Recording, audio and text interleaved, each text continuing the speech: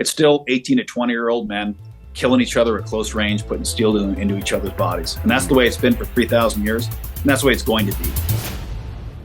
Let's go.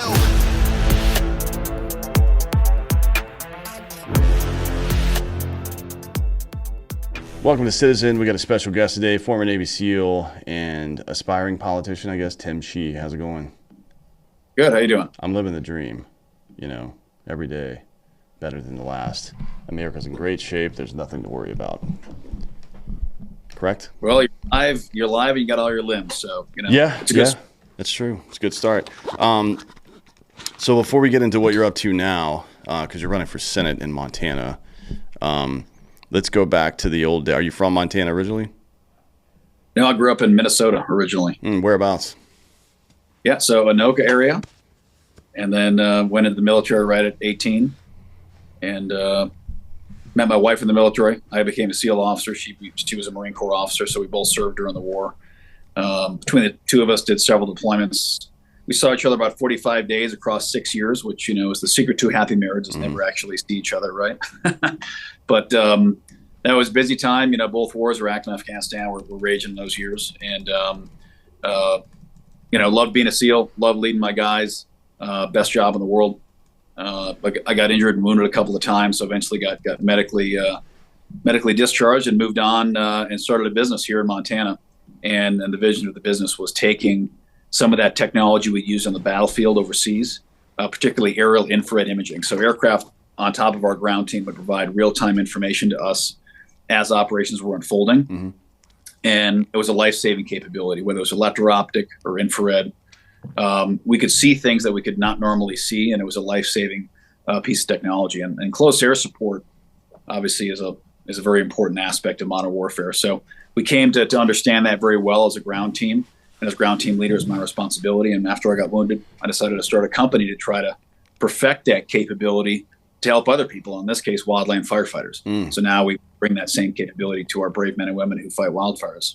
What's the do you work on the imaging side, or you work on the algorithmic and analysis side of that, or both? Yeah, well, good question. Actually, all the above and a lot of other things too. We started just two of us in the barn, a couple of veterans with all of our, and created about 450 jobs here the last 9 years from scratch. It's been an amazing experience. I'm the founder, CEO of the company, and got an amazing team of at one point all veterans. As we've grown, we have been able to stay all veteran, but it's been a great project to build. And exactly. So we started out purely aerial imaging, infrared imaging, electro-optic, and then we had video processing capability in real time using machine learning, edge detection algorithms to optimize that video, process it so that the end result coming out was more digestible and effective for the end user. And as we grew the company, we pivoted into other capabilities. And now we do everything in wildfire, from imaging the fire, doing aerial coordination for all the aircraft on the fire, app interface for firefighters on the ground who need better information. And of course, we have the water bombers like the one you see behind me in the schematic here that actually bomb the fire and put it out from the air. Sure. Have you seen this new 6th-gen fighter and the AI that it's using? Because it's pretty fucking gnarly, man. I mean, it's like it is instantaneous geospatial intelligence for the first time, I think, in human history, probably. Yeah, it's some impressive stuff going on. An Academy classmate and SEAL teammate of mine, Brendan Sang, is one of the founding partners at a company called Shield AI, and they're one of the leaders in innovating in that space. So yeah, it's going to be I don't normally subscribe to the transformation of warfare. Every time, especially with Ukraine going on the last couple of years, every time a drone's used in something, we're lectured about how war is forever changed, and it hasn't, and I don't think it ever will. At the end of the day, you look at the pictures of Ukraine and what's happening there in Israel and Hamas. It's still 18 to 20-year-old men killing each other at close range, putting steel into each other's bodies, and that's the way it's been for 3,000 years, and that's the way it's going to be.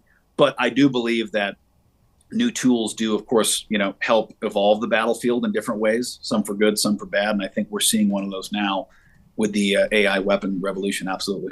Yeah, for real. I mean, with all the talk about drones, especially in the Ukraine theater, it's been pretty marginal, the use of them, to be honest, compared to, before the Wagner group peeled off, they were just running full on fixed bayonet attacks and shit like that. So I mean, it can only change so much. Let's go back to Minnesota. So what made you what was it like where you grew up, and what made you decide to join the military? I guess I assume as an officer you went to university first. No, so my neighbor growing up was a Korean War Navy pilot. And I always wanted to be in the military since the first thing I can remember as a kid. My parents always tell me, we grew up in a rural area, farmstead. So I'd be running around the woods, wearing camouflage with a stick gun from the time I could walk, they said. So, that's always kind of what I was going to do, I think. And I never knew any different.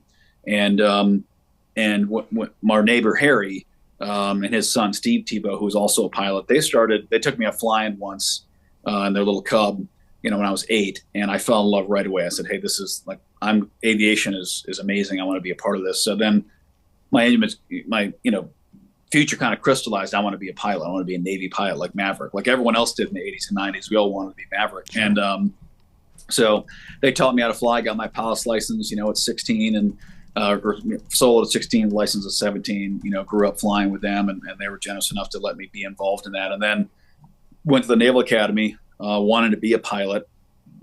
And that was 2004, summer of 04 was when I started the Naval Academy. And when I got there, very quickly realized that, we were fighting 2 ground wars. They didn't need pilots. They didn't need any more guys flying jets. They needed leaders on the ground. Mm-hmm. And I actually resigned and tried to leave the academy that winter so I could enlist and go fight, because I was frustrated that the war was going on. And as a typical 18, 19-year-old kid full of piss and vinegar, I was convinced the war would be over before I'd have my chance to do my part. And, lucky an old grizzled special forces colonel talked some sense in me, said, son, I've already done 3 deployments. We're going to be fighting this war for the next generation. There's going to be plenty of action for you. And if you really want to serve your country, leaving the academy and going to fight door to door as a private or a corporal or a sergeant is not where we need you. He's like, I need young leaders on the battlefield. I need smart lieutenants and captains who can think on their own and lead people, because this is a captain's war. It's not a colonel or general's war. It's a sergeant's war. And we need sharp young leaders of high moral character to take the battlefield. So stay here, finish your education. And I did. So I actually did an exchange tour with the Army Rangers, went through Airborne Ranger School, and then became a SEAL team leader. And then, as I said, fought Iraq, Afghanistan, multiple tours, South America, counter-drug operations, some missions in the Asian theater as well. Yeah. And then, like I said, met my wife at the academy. She was a Marine Corps officer, and served together. What was your, this is a weird question, but what was your impression of the GWAT? I wonder from different people's perspective, because I was in the 82nd Airborne. I first deployed with the Surge in 2007. And pretty much immediately when I put my boots on the ground in that country, I was like, this is fucking stupid. This is a complete waste of time. We have no real goal here, right? I mean, did we? Yep. I mean, I wonder how other people thought about it, because it was very clear from the first moment I was there that these people were never going to accept the brand of society that we wanted for them. Which, why would they? It's not our fucking place to be telling people how to live their lives, really. But it was very clear that they specifically had no interest in that shit. They were just kind of going along to get along.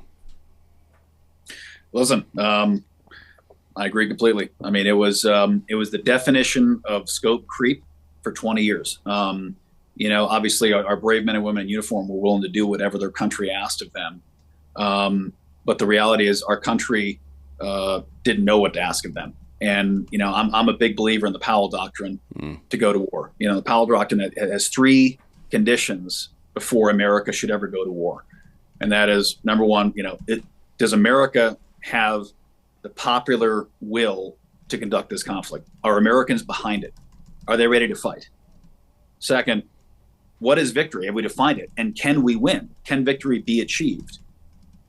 And if those 2 are yes, finally number 3 is good. Then apply overwhelming force and win fast. And if you look at the 3 wars that were conducted under that doctrine, Grenada, Panama, Gulf War, for the most part, they checked all three of those boxes, and the outcome was clear. We went to war in Afghanistan to eliminate the safe haven for Al-Qaeda, destroy the Taliban so they would no longer harbor terror groups, so we would not get attacked again. And we did that. It took us 90 days, and then we quickly started moving the goalposts for 20 years to try to figure out, okay, what does success look like? We never defined success clear enough early on. And then, if you don't know what success is in anything, whether it's business, whether, it's a war, if you don't know what your success is, and listen, things do change on the ground, of course. You're a combat veteran, you know that. But we moved the goalposts so many times, and it went from eliminating terrorist safe haven to now create, regional centers of stability. And then it went, well, let's make mini Americas. Let's make sure these are constitutional republics. It's like, how do you, as you said, how do you take a culture that has never even considered that hasn't changed since the 3rd century BC, and all of a sudden you expect them to adopt an advanced constitutional republic in 15 years? That was never going to work. That was never going to be successful. And, the military, for all of its goodness and badness, there's plenty of, as you know, fucked up things about the military. There's plenty of great things about it. We're good at tactical objectives, but we're not nation builders. We never have been. Yeah. That's not on the charter, and that's what it became. And to your point, it turned into something that we were never going to win. And then obviously we decided, well, not we, Biden decided to yank us out of there, just like he decided to yank us out of Iraq abruptly with no plan. And then we ended up with something far worse. Now ISIS-K, based in Afghanistan, looks like they just conducted that attack in Moscow. And of course, ISIS metastasized in Iraq after we yanked out of there with no follow-on plan either. So, the cure was worse than the disease. And we did not conduct those operations with clarity. Yeah. And unfortunately, we paid trillions of dollars and too many American lives. It's weird how we conducted that one, especially considering, and I'm talking about Afghanistan specifically, especially considering how we've conducted ourselves with India and Pakistan specifically, right?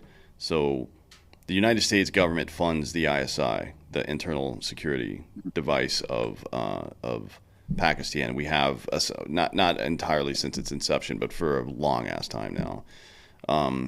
And we don't really see eye to eye with them on a lot of stuff. I mean, if you need any evidence of that, consider that bin Laden was living about 1.5 miles down the road from their West Point, right? So obviously there's issues there, but still, the ISI specifically is not our enemy. They help our enemies sometimes, sure. And there's two factions. Some of them are friendly to us, some of them aren't.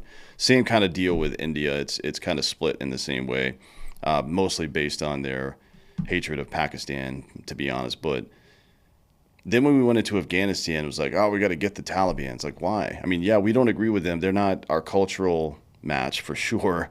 There's not a whole lot of ethical overlap between our two cultures. That's certainly true. But the Taliban wasn't our fucking enemy.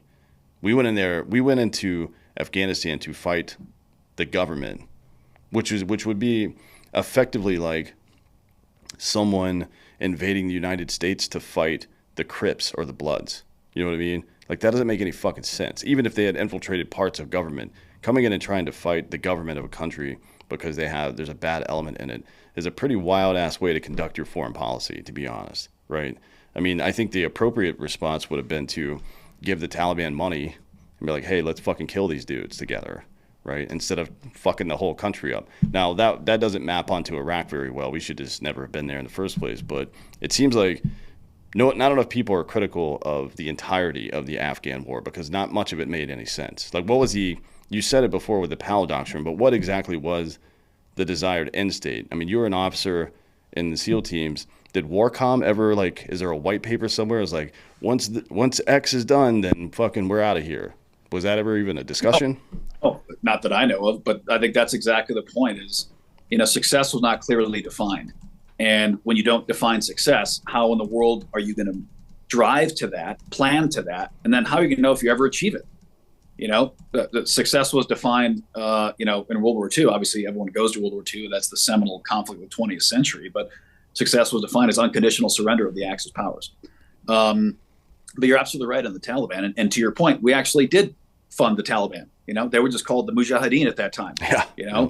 funded them and paid for them to beat the Soviets. And I think when you look at the totality of our Middle Eastern foreign policy for the last 20 years, or I should say the last 40 years, it really starts to construct this very concerning, prism where you're like, we have become incompetent as a nation at projecting power and managing our influence around the world. I mean, look at the three countries we've been talking about here, primarily Afghanistan, Iran, and Iraq. Most people don't realize we spent 20 years filling Iran with the latest, best technology, best weaponry. They were our closest friends in the region in the 1960s and 70s. The Shah of Iran was our buddy. And we gave the F-14 Tomcat to two people, Maverick and the Shah. And we said, we need you to protect this region from Soviet influence because you're our buddy and you're going to do it. So we gave him everything: air defense systems, ground forces, best fighter planes. And then guess what? He got toppled. The Ayatollah takes over. And overnight, they were and now are our longest running, most pernicious adversary in the world, funding state-sponsored terror everywhere in the world, killing Americans by the bushel, brutally and systematically. And then we said, you know what, their neighbor, this really nice guy, now that they're bad, we're going to build him an army to make sure that they stay contained. And that nice guy's name was Saddam Hussein. So, we paid billions of dollars to build him an army to make sure that, the Iranian military that was now our enemy was contained. And of course, then they ended up going to war with each other, in one of the deadliest conflicts of the century after World War II, in a border conflict between the Iran-Iraq war where hundreds of thousands were killed, chemical weapons used. It was a disaster, and functionally nothing changed other than the slaughter of hundreds of thousands of people. But let's not forget, the whole time that was going on, we were filling Afghanistan with shoulder-fired missiles and AK-47s and roadside bombs so they could beat the Soviets. And then that army we built, Saddam Hussein, he decided one day, you know what, I'm going to take that oil in Kuwait. I want it. So then we had to go and had the real American army fight one American army that we'd already paid to build. And then, that war ended when we got them out of Kuwait, and we basically destroyed the army we built from the air with our Air Force. And then, 10 years later, we invaded Iraq again after we invaded Afghanistan. And in both those fights, as you well know, Iraq and Afghanistan, we were fighting an Iranian-backed insurgency that was killing Americans. And of course, on the heels of all this has been the resurgence of ISIS in the region. So filling countries with other weapons hasn't usually gone well for America. It looks great on the paper. We'll fight this proxy war. We don't have to go fight. We'll make these guys fight for us. But the truth is, wherever we send weapons, chances are there's going to be American troops on the ground in that country within the next decade or so. So we better be really careful when we fill these countries with military weapons and tanks and planes and missiles, because once you deliver that crate and walk away, you've lost control of it. And we don't know what's going to happen with it. And it hasn't worked out too well for us for the last half century. And America's got to start getting much, much smarter about our foreign policy, because we're entering what I believe will be the most challenging geopolitical era for America. We had our early colonial years. We had our industrialization, Civil War, Reconstruction years. And then we had the 20th century, the pre-war, the interwar, World War II, and the Cold War. Those were all challenging times, but in retrospect, they were relatively straightforward. We're now entering a landscape where we're going to be potentially operating amongst four co-equal superpowers. America, China, India, and basically a coalition of disaffected states like Russia, Iran, North Korea, potentially Saudi Arabia, who's going to work with the highest bidder. Like, they're going to do what's best for Saudi Arabia, which is what pretty much every other country in the world does. It's probably what we should do too. Let's do what's best for us. And for us to navigate this landscape, the post-Cold War landscape was so easy for us. We were the only superpower in the world, do whatever we wanted, and everyone would listen. And we kind of took on this foreign policy of like almost American self-loathing. Well, we feel bad about it, and we're going to go around the world and we're going to spend trillions, trying to hold everyone else up and recast the world in our image. We're going to force our worldview on everybody else through the prism of democracy and human rights. The reality is, as you exactly pointed out, the rest of the world's like, hey, I already have my worldview. I don't need you to tell me what to believe. You want to do business with me, you want to buy my resources, you want to trade with us, great. But don't hinge that you're going to also virtue signal to me while you do it. And I think we're seeing the consequences of 30 years of that catch up to us. And we better get smart quick, because it's a very treacherous period of time we're walking into. Yeah, I don't know that we're dumb, though. Like, it seems like we know exactly how to do it the right way, and we choose to do it the wrong way, which is probably some confluence of money and power, as it always is, right? And yeah, I mean, it's like you would think we would learn one of these lessons at some point about arming countries, right? We built Iran's army, we built Iraq's army, we built Afghanistan's army, and we've had to fight all of them to some degree, right? Like we haven't been in direct engagements, I guess, with Iran, but we've taken out Quds Force people like Soleimani. We've actually fought Quds Force people in eastern Iraq a little bit, if you've been in any of those operations. I was, especially those dicks that were funneling the RPG-29s over the border and EFPs and shit like that. I mean, that was a huge problem. But you know, now we're doing it with Ukraine. Like I don't worry about Israel, to be honest. Not that I don't think we should be spending too much foreign money when our country is all fucked up like this, frankly. But I don't worry about Israel using weapons against us necessarily. But, you know, Ukraine is a weird country. They're one of the most corrupt countries on earth, or they were until we became friends with them a couple of years ago, I guess. And it seems that there would be pause when they have a brigade full of people wearing swastikas and shit like that. You would think that would give someone pause before they would just hand them over the keys to the tanks and shit. But there seems to be a big part of this that is intentional, frankly. Like, I don't believe I do believe in Hanlon's razor, which says you shouldn't imply malice where incompetence will suffice. But we have enough institutional expertise after 25 years at war that we know exactly what we're and 60 years of quote unquote nation building, where we know exactly how this is going to turn out, and we're doing it anyways, right? Yeah, I mean, I think a lot of that comes back to an unaccountable bureaucracy. You know, our nation is no longer ran by the people. You know, it's ran by a massive bureaucracy that has a tremendous amount of inertia in it. And, you know, when people ask me, hey, you're a military guy, then, you know, I've done a lot of, obviously, as fighting fires, you work with the government. So you worked with the government there. Now you're running for office, which is like, why the hell would you do that? And like, don't talk me out of it. But it's time we get new people in here. But the issue is we have a bureaucracy that's unaccountable to the people of this nation. It just is. And it's swelled massively in the last 60 years.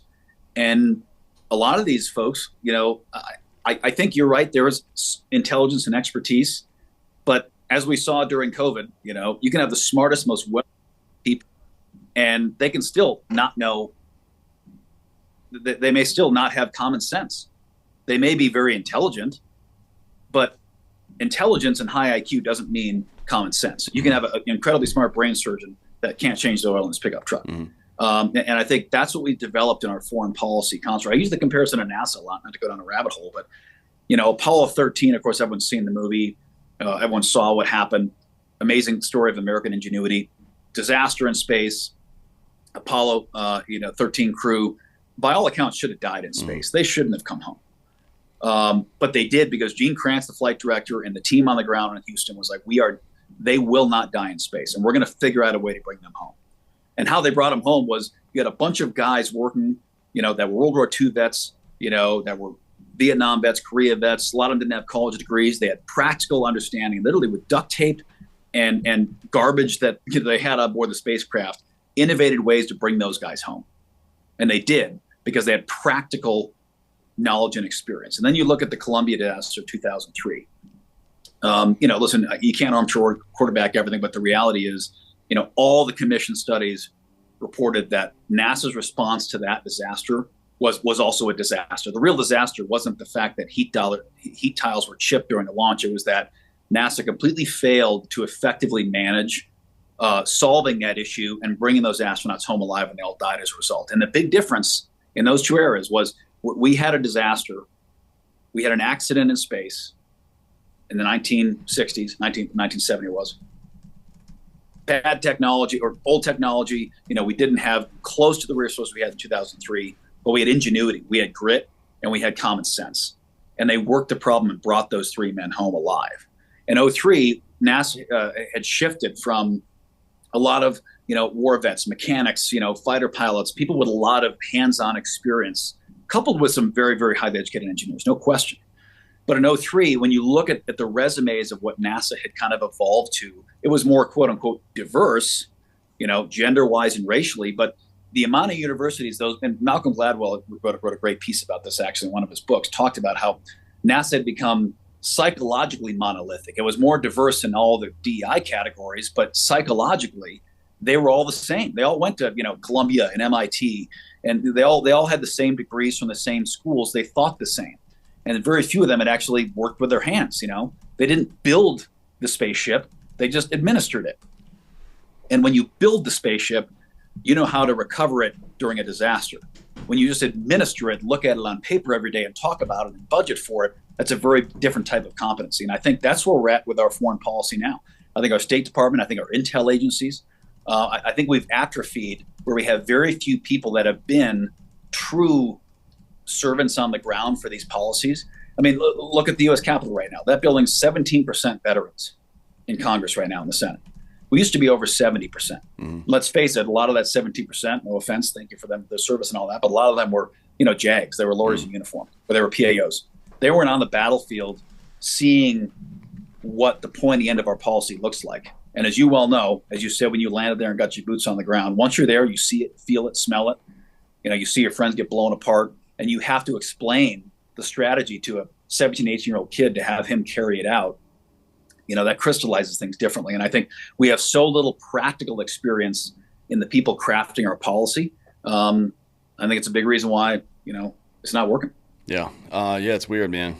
Like you mentioned a phrase where that piques my interest. NASA, their personnel now administer the shuttle and don't run it really or whatever, Mm-hmm. This is something that's common throughout every industry in the West right now, administrative bloat. So the average teacher salary, the average college professor salary has only gone up like 29% relative to inflation over the last 40 years or so. But the overall spending on administrative costs in college has gone up about 2,000%. And you wonder why there's a student loan crisis. No, there's not a student loan crisis. There's a retard charging too much money for nothing crisis, right? But it's not just education. Government, obviously, it always happens there. But business as well. I mean, Facebook and Twitter have fired a combined like 30,000 people, I think, over the last 3.5 years or so, right? Because they figured out, and maybe it was because their employees are making TikTok videos saying, hey, look, I get to work at 9 a.m. and then I take a 3-hour nap. And they're like, oh, shit, this person's a fucking loser. I don't need to hire this guy, right? But it seems so obvious. It used to be that things that generated certain work product, like finance, right? Or if there was war would be a good example as well. Those things have to be a meritocracy, otherwise they don't work correctly. But now we have all these companies, and look, you're going to see it in the stock market over the next couple of years as streaming services and apps that provide some kind of service, not a product, but a service.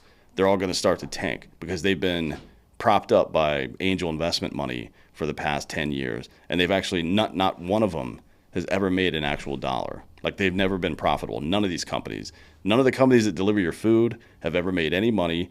Finally, BuzzFeed's going away because they've been in the red for 15 years now, right? Like, it's finally starting to catch up to everybody. But a big part of it is the bureaucratic bloat, the administrative bloat. And I don't understand how people keep falling for this shit, to be honest. Like, we know, and it's a worldview thing, right? Like a real conservative wants to limit the size and scope of government. That should be the whole point, right? You can argue about ethics and morals and different things like that, and the differences, like abortion, I think, is a canard. I don't think that has anything to do with this. The point of conservatism in government is to limit the size and scope of government's power, right? That's the whole point of it. And you could take that same general attitude towards your business or towards anything else. You want your creative people to be a little bit more liberal, but you want people actually running the adults to be conservative, typically, right? That we've completely reversed that now. And the people that are in Congress who say they're conservative, they're not conservative. They presided over the largest expansion of the federal government in history within the last 20 years. Are you kidding me? It's like, it's very easy to become fatalistic and nihilistic about government in today's America. And now you're going to take on the challenge of trying to go there and actually do something, which is tough. It is. I mean, you hit the nail on the head. I mean, it's been a bloating expansion of an unconstitutional branch of government. I mean, it's almost all executive branch. I mean, to put a finer point on everything you just said, I mean, 99% of what you just said is the executive branch of government. And I have this great board game we're playing with our kids now, and we homeschool our kids largely because of the Constitution. They don't teach history of the Constitution and our founding to any degree of usefulness to our youth anymore. And that's a big problem. You know, kids don't understand that we live in a constitutional republic, not a democracy. And that's a very important distinction. And, you know, we talked about the co-equal branches of government because it's a cool board game if you have young kids or whatever interested. It's called the Constitution Quest. And it's a little board game, move the piece around, and the trivia questions and facts about the Constitution and the Federalist Papers and Articles of Federation, and et cetera, et cetera.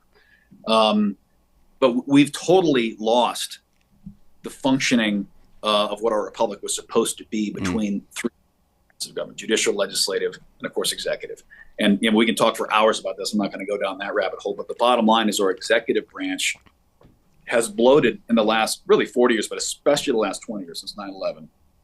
To be so vastly powerful that the other two branches basically, you know, it's like, you know, Mickey Mouse ears on top of the head. I mean, the executive branch runs the show and largely runs unaccountable to the other two branches. You know, the only place laws are supposed to come from is a legislative branch. That's why they're called lawmakers. They don't make laws anymore. The laws are now administrative rulings issued by agencies within the executive branch that are then, you know, quasi-interpreted, but really they're more enforced now by the judicial branch. I mean, they use lawfare now, as we're seeing against all these cases against Trump. Lawfare is now used to enforce what the executive branch wants. And the legislative branch is basically just, you know, a useless, you know, TikTok video factory. So politicians can make money on the side. Yeah. It's totally functional. And the branch of government, Article 1 of the Constitution talks about the first branch of government, the legislative branch. Now, they're co-equal, but there's a reason they put the legislature first. And that's because that's supposed to be where the rubber meets the road. That's the people's representation. And there's a reason they enumerated those powers first. And unfortunately, that's now become, you know, the third and most useless and impotent branch of government. So we have to get, but listen, you know, you said something earlier. I was inaccurate, aspiring politician. I'm not an aspiring politician at all. I love my business. I'm a rancher. I'm a father of 4 young kids. I live in the middle of nowhere, Montana, for a reason.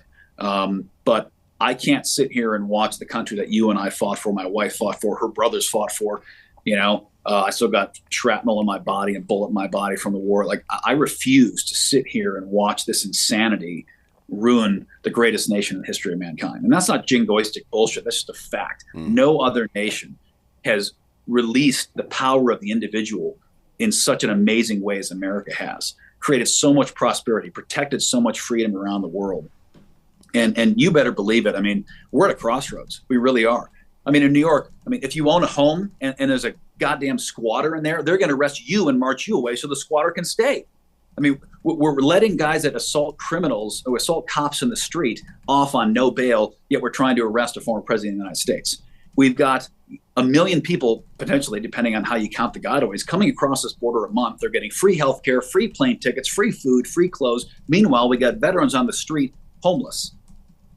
We're forcing pipe fitters, welders, and truck drivers to pay off student loans for people who got a 4-year degree in gender studies who can't get a job now, and they bitch about their loans. I mean, it's literally insanity. Now, we're saying gender is fake and boys can play girl sports. You know, after the Democrats spent, 60 years fighting for gender equality, they finally got it. Now they're trying to ruin it overnight. I mean, this insanity is truly, I talked to a guy yesterday, he's like, I always voted Democrat. I was never politically active. I just didn't. I just did because that was the cool thing to do. That was the right thing to do because Republicans were bad. He's like, I'm voting for Trump. This stuff is crazy. And not to go on a spree here, but it just really is. And you're highlighting in a very passive way some of the insanity that we're seeing unfold in front of us.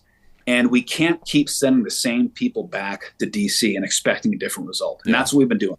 50 years in office, some of these guys. I think lawfare is a word that people need to familiarize themselves with because that is kind of like we went from a republic into whatever this is. Whatever it is, when Democrats say our democracy, that's what they mean is lawfare, right? So it's and we see this. There's multiple Supreme Court cases going on right now. One's already been decided about executive branch agencies turning people into felons overnight without any kind of vote in Congress, right? So let's say bump stocks and pistol braces to begin with, from the gun side. But there were a lot of things too. I mean, those are both in the Supreme Court right now, or at least heading there. But the one that's already been decided was OSHA's regulation to try to force vaccinate everybody in 2021, right? Well, that one already got shot down. Like, the Supreme Court's already ruled that it's unconstitutional for agencies to make law.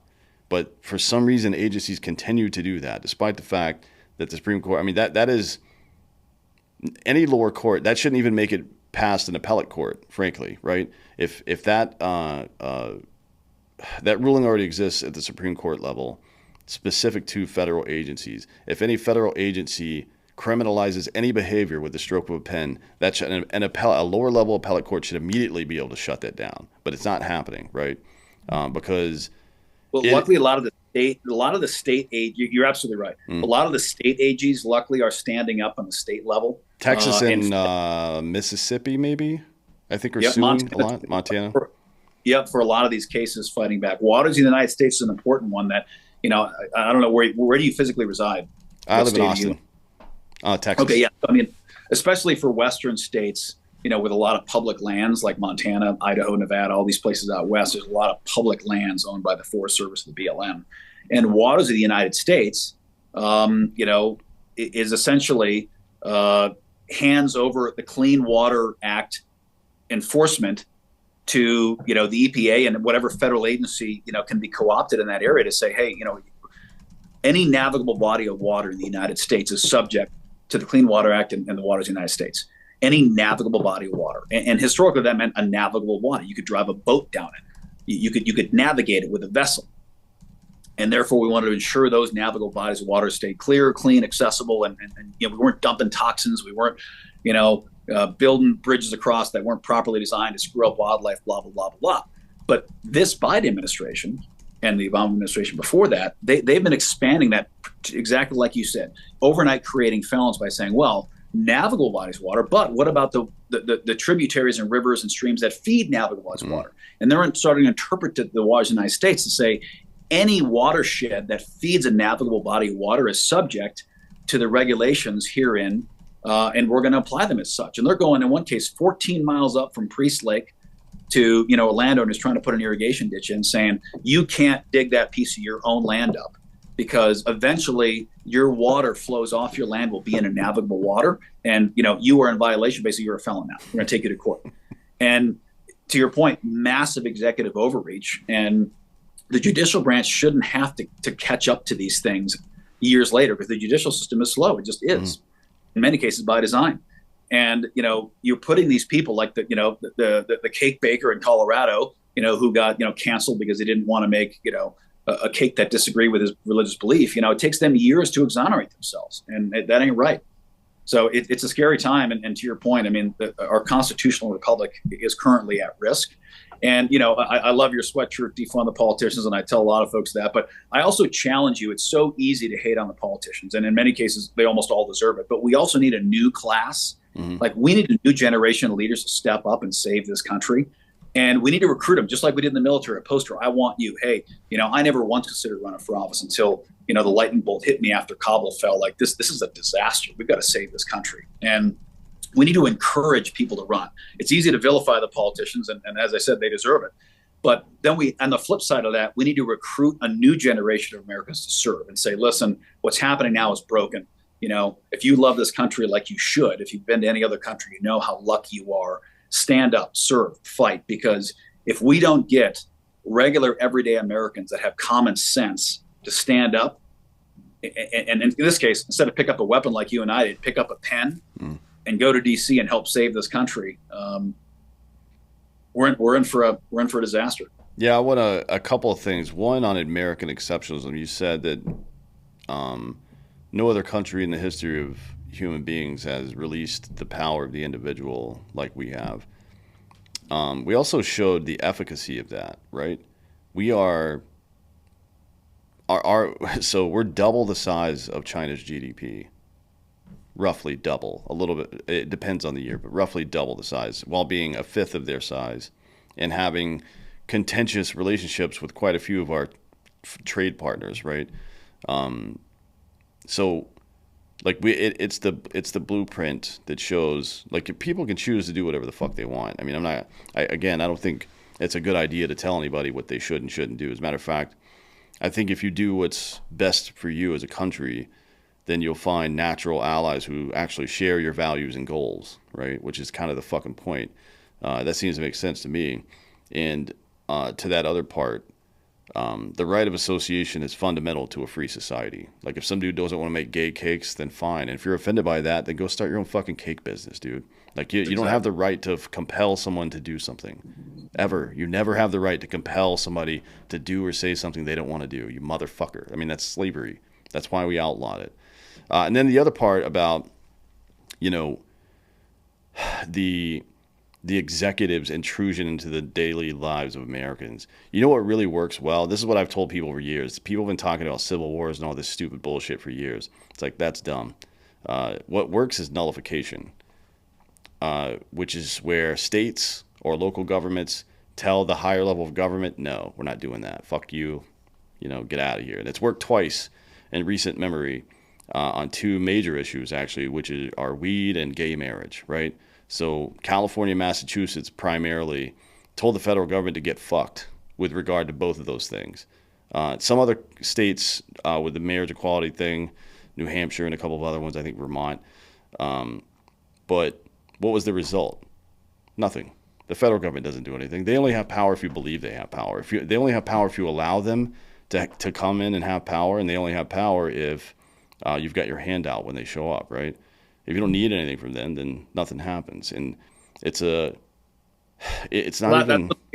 That's what the Irish said about the British Empire when, you know, back when Ireland was trying to gain independence. They said, you know, we defeat the British Empire by ignoring it. Mm-hmm. Yeah, I mean and what the result of it was at the population level. There's still states who were holdouts and stuff, but the population level pretty much developed a libertarian attitude about both of those issues for the most part. It's like, well, that doesn't affect me, so I don't give a shit, right? And that's the attitude you should have, frankly, right? About pretty much everything. So I wonder from your perspective, as someone who, you know, is going to be a senator in a state like Montana, what is it?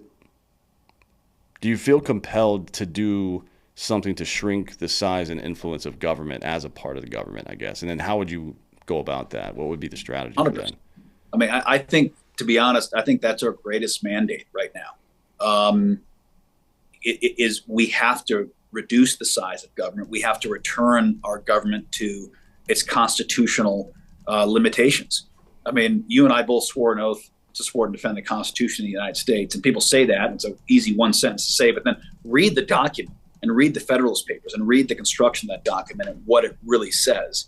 And what we're doing now bears no resemblance to what was crafted, you know, 250 years ago. So we have to start reducing the size. And frankly, just step one is the executive branch. We have to start cleaving parts of the executive branch off and removing authorities from the executive branch that, frankly, they don't legally have. And they've just bloated their way into it, you know, over time. The legislative branch has to return authority to itself to make laws. The sole power that can make laws, the sole body that can declare war. We're not supposed to send Americans anywhere unless Congress supports it. And why is that? Because I go back to the Powell Doctrine, because the whole point of having Congress declare war is because the House of Representatives, the people that represent people, the voters, the citizens who will have to fight the war, they will know whether the American people are behind this or not. So they're the only ones that can say, yes, America wants and is ready to go to war over this issue. And you said there's a lot of interests that want war to happen, whether there's a reason to go or not. So that power has been abdicated to the executive branch. So basically, war powers, you know, the president can go to war whenever he feels like it, whether the people want it or not. So we have to return ourselves to constitutional government. I believe that would be my greatest mandate should I win. You know, we're so far beyond Republican and Democrat. I mean, I'm running as Republican. I'm a lifelong conservative, but like the labels have become meaningless. Liberal, conservative, Republican, Democrat. Like it's almost, labels don't help at all anymore. We just need common sense. We need common sense. And the Constitution, when you read through that document, it really is a magical piece of paper. I mean, not to sound corny, it's just amazing the vision that those people had was incredible. And our greatest mandate has to be returning our nation to the principles of a constitutional republic. Yeah, and if you're interested in that, about the construction of the Constitution, for the listeners out there, I would highly recommend finding a book called The Preceptor, Preceptor. It's like a middle 18th century textbook on everything from property rights to the Magna Carta and everything else, right? It's what the founders, like there's some direct quotes in the Constitution from the Preceptor. That's how important of a document it was. So I would check that out. And then you talk about cleaving parts off of the executive. What about ending federal agencies in the way that Javier Milei's been doing in Argentina? That's what I mean. That's what I mean. Like literally vaporize them. Like just get rid of them, collapse them. It's not going to be easy. There are thousands of employees, billions of dollars of entrenched interest, but we don't have a choice. We are barreling towards a fiscal disaster, many disasters, but the fiscal one is staring us in the face. But I mean, take the Department of Education. Stood up in, I think, 64 or 65. The main reason they had it at the time was to ensure desegregation, to make sure that, the American education system would serve everyone, because as we know, it wasn't at the time and the decades leading up to that. But today, I mean, it does nothing other than issue indoctrination criteria and curriculum and print student loans that no one can repay. So it's literally an organization that does nothing but indebt our government further and provides no benefit to the people of America. That's not to say everyone who works there is bad. I'm not saying that at all. But I am saying, as a businessman, you have to look across your business, identify profit centers, revenue centers, teams that are successful, teams that are not. I mean, the DOE, we don't need bureaucrats in D.C. telling us what to teach our kids. Like, it's pretty obvious what you need to teach them. Add, subtract, divide, learn history. We don't need a curriculum to be printed in D.C. Our local teachers and educators can do that. And we need to stop these ridiculous federal student loans that have increased the cost of higher education, as you mentioned, by, in some cases, 5,000% over the last 40 years. So we start literally just cleaving agencies. Sometimes their work share can be folded into other agencies. Sometimes their work share doesn't need to exist at all. So just get rid of it. So absolutely, we need to, and we've reorganized our government before. That's happened before.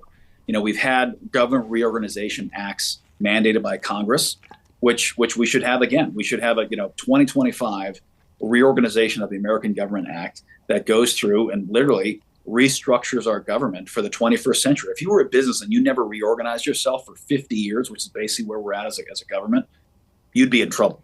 Right. We're operating 1950 styles bureaucracy. We better modernize ourselves for the 21st century. Yeah, we have, and to the other point you made, we have this tendency to build a weapon or a tool to fix a specific problem, and then we never put it away once the job is done. You know what I mean? Mm-hmm. And that's, it's income tax is supposed to be temporary. Yeah. I mean, it's like you can't. This is why people like I sympathize with the people who just shout out and infringe when it comes to guns all the time, because it is. And some people will say that the slippery slope argument is facile. I'm like, if anything, the gun debate shows that it's not, because it's been a slow creep for decades to try to hamstring individuals' right to defend themselves. It seems like a decent way to handle something like that would just be a mandatory sunset clause in every bill, right? I mean, yes. Like why? And we've reorganized our government. Let's see, the New Deal, I guess, would be a big one. The way that it wasn't necessarily on paper, but the military-industrial complex in the 1950s reorganized our government to some degree as well, and then the Patriot Act and DHS. Well, it was on paper. Like what you just said was the National Defense Act of 1947, National Security Act. Yeah, that was Security Act, yeah. Yeah, exactly, and that literally reformed our entire government around the Cold War. Around everything became focused on national security. And then again, they didn't say it out loud, but the DHS and the Patriot Act changed things again, right? We completely reorganized our government. I think those two things specifically, I mean, they gave unprecedented power to the intelligence community, which is executive agencies, without any oversight. I mean, this FISA stuff is a joke. It's very bizarre to me that I don't know. I mean, I think it's maybe I blame us. I blame the people for the most part. Like these politicians that go to D.C. that are, hungry little pieces of shit for power and money, right? Like that's who they are as people. We should expect that behavior from them. It's us that fell asleep at the wheel. It's us that gave them the keys to the car because we didn't want to drive down to the gas station to fill it up, right? That was our fault for doing that stuff. But the good news is, if it's a matter of effort and attention, then we can correct that pretty easily, right? It's just a matter of paying attention and putting forth some fucking effort. You know what I mean? It's again, two very different examples. I've been talking about this a lot lately of even uncoordinated civil action. So COVID shutdowns, forced vaccination shit, all that stuff went down.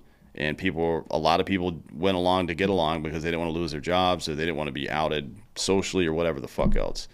And it was the government ran roughshod over the entire country.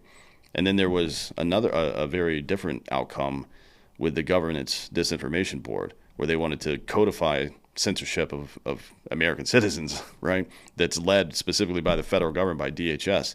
And pretty much everybody on every side of the political spectrum were like, no, we're not doing that. And that shit went away in about 2.5 months, right? So it's like, what can I do? People always ask, what can I do? Saying no and encouraging other people to say no. As Andrew Jackson said, one man with courage makes a majority, right?